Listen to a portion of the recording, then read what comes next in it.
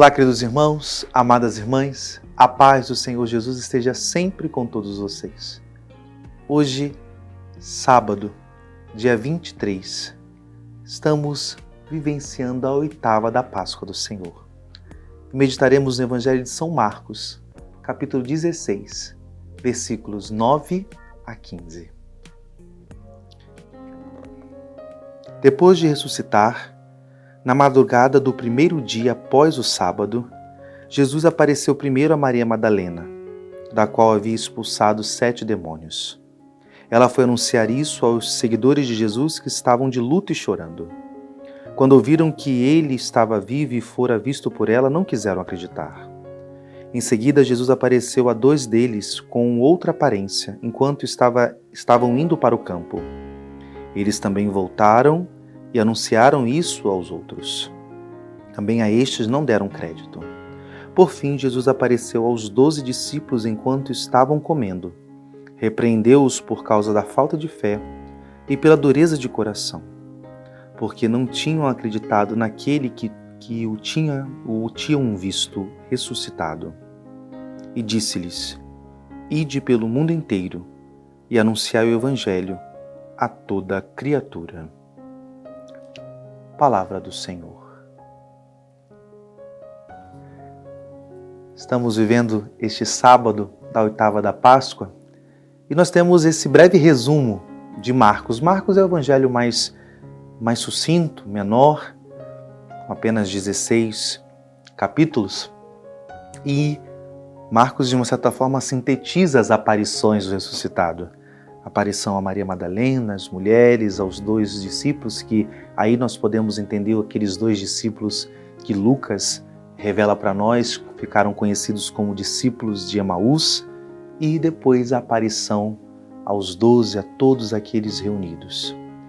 E de fato, nós temos uma dinâmica da fé, da crença e da descrença. Os discípulos, em primeiro momento, não acreditavam no anúncio de Maria Madalena, no anúncio dos 2 discípulos. Eles só acreditaram quando fizeram a experiência com o ressuscitado.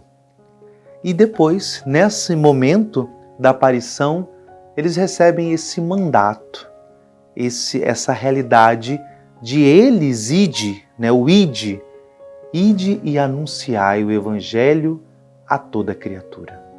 Queridos irmãos, amadas irmãs, a fé pascal, que é a fé da Igreja, ela tem essa experiência de vida nova e de graça e temos esse chamado do anúncio, esse chamado da manifestação.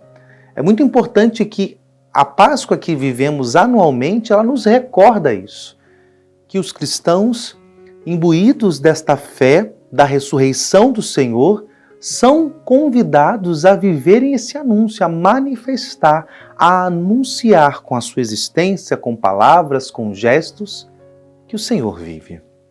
Às vezes, quando se fala de anúncio, de evangelizar, de anunciar a Jesus, a gente acha que é para alguns na igreja, para os clérigos, para os religiosos, para os missionários. Muitas das vezes essa questão fica muito específica, mas não. Todo batizado, todo fiel é chamado a anunciar com a sua vida, anunciar com as suas palavras, anunciar com as suas atitudes que Jesus vive, que Ele está no meio de nós.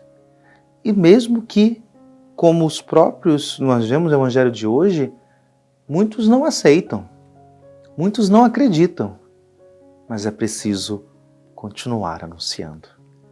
É preciso dar sequência, a gritar para o mundo que Ele venceu a morte e que Ele vive. E muito mais, dar esse anúncio, manifestar isso com a nossa existência, com as nossas atitudes, com a forma que nos relacionamos no nosso ambiente de trabalho, na nossa família, dentro da nossa comunidade.